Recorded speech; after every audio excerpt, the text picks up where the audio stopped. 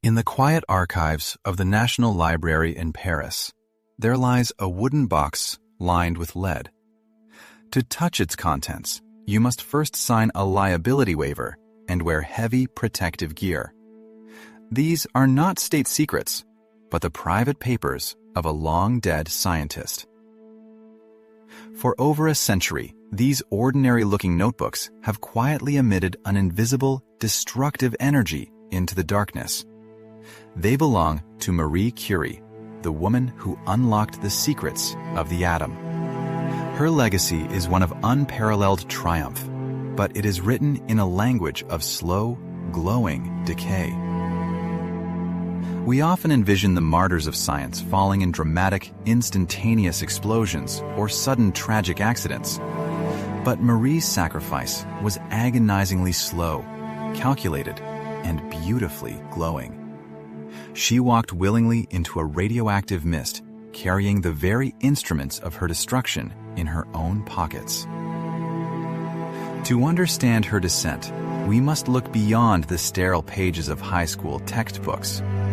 We must look at a woman obsessed, working in a cold, damp shed in late 19th century Paris. There, she sought a phantom element, completely unaware that her quarry was hunting her back. Before the horror, there was only the thrill of the invisible. Science was undergoing a quiet revolution, spurred by Wilhelm Röntgen's discovery of X-rays. Suddenly, the solid world seemed transparent, and Marie Curie wondered what other hidden forces lay waiting in the shadows of the material world. She began her work with pitchblende, a dark, heavy mineral that defied scientific explanation by emitting strange rays. Alongside her husband, Pierre Curie, Marie embarked on an arduous physical crusade to isolate the source of this power. They had no idea they were mining their own graves. The physical labor was punishing, requiring Marie to stir massive, boiling cauldrons of toxic ore with a heavy iron rod. The air in their makeshift laboratory was thick with acidic fumes and dust. Yet they pushed forward, driven by a feverish, almost religious obsession to conquer the unknown. In 1898, they succeeded, extracting a tiny speck of a new element they called radium.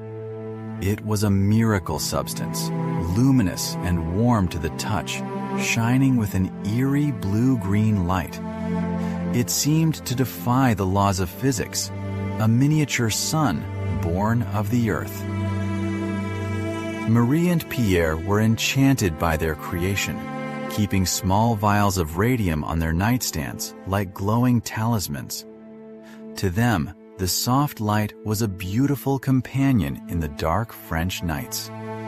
They did not realize that this beauty was a microscopic storm tearing through their cellular DNA. As the new century dawned, radium became a global sensation, hailed as a miracle cure for every human ailment. Water was laced with it, cosmetics promised a radiant glow, and glowing watch dials became the fashion. Humanity had fallen in love with a poison, led by Marie's stunning discovery. But behind the glamorous public facade, a silent decay was already taking root within the Curie household. Marie suffered from chronic fatigue, severe joint aches, and mysterious, unhealing burns on her fingertips. Pierre was plagued by sudden, agonizing bone pains that made walking a daily torment. Yet, the couple stubbornly dismissed these symptoms as mere exhaustion from their relentless schedule.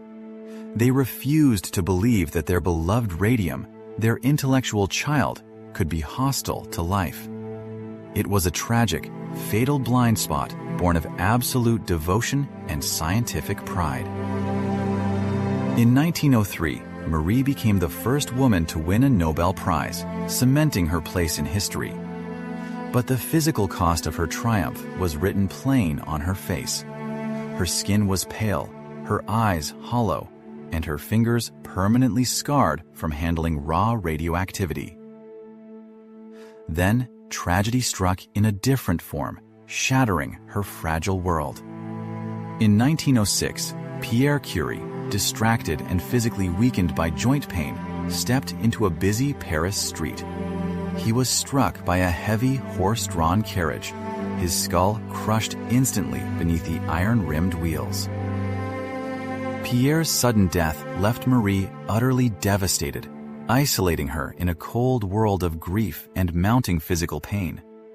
She threw herself deeper into her work, using laboratory research as an emotional shield against her profound loss.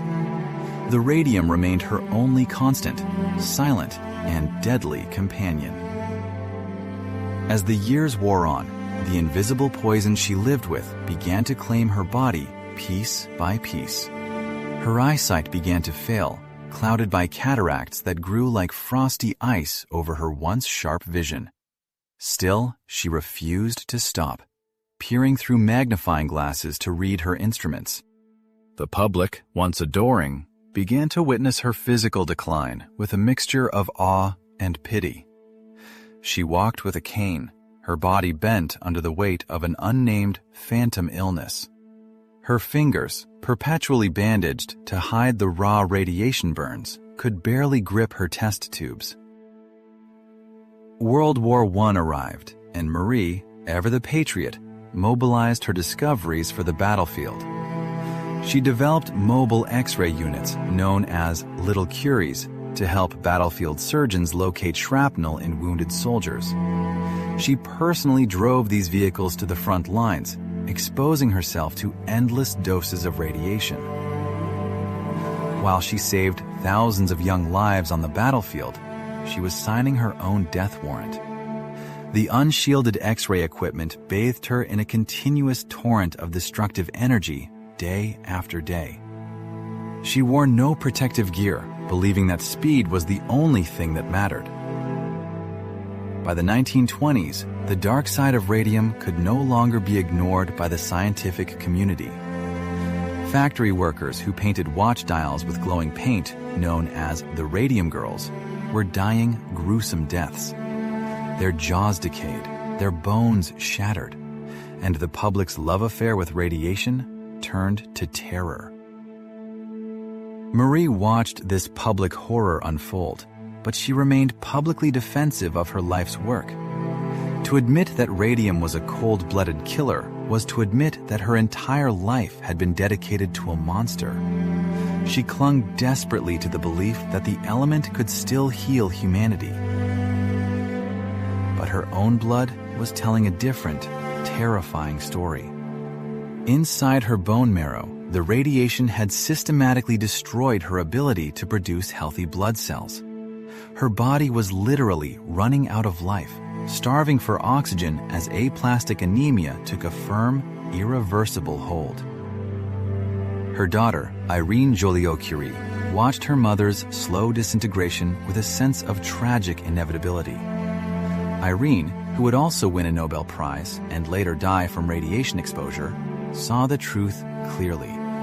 The laboratory was not just a place of discovery, it was an altar of sacrifice. In 1934, Marie's failing body could no longer withstand the internal assault. She was taken to a sanatorium in the French Alps, hoping the clean, crisp mountain air might heal her. But there was no cure for a body whose very bones had become permanently radioactive. On July 4, 1934, Marie Curie closed her eyes for the final time. The official medical report stated she died of aplastic pernicious anemia, rapid in course. The doctor noted that her bone marrow had been completely burned away by a lifetime of radiation exposure. But her death did not stop the silent glow of her creations.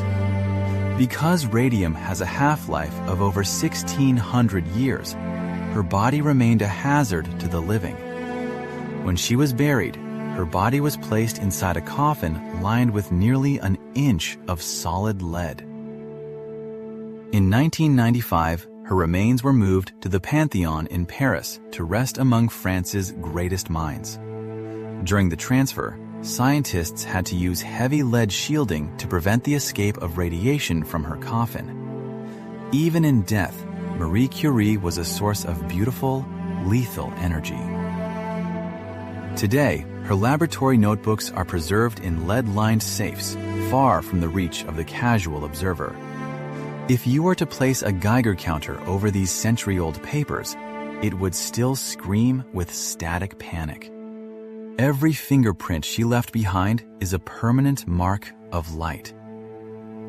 Her sacrifice raises a haunting philosophical question about the price of human progress.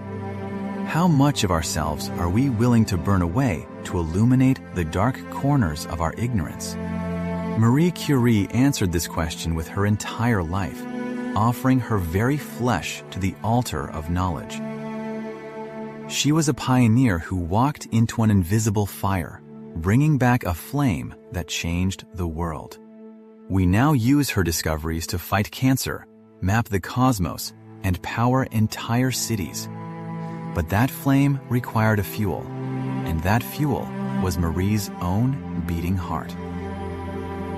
The tragedy of Marie Curie is not that she died from her work, but that she loved her executioner. She looked at a force that was actively destroying her cells and saw only beauty, hope, and progress. It was a love affair written in the language of the cosmos.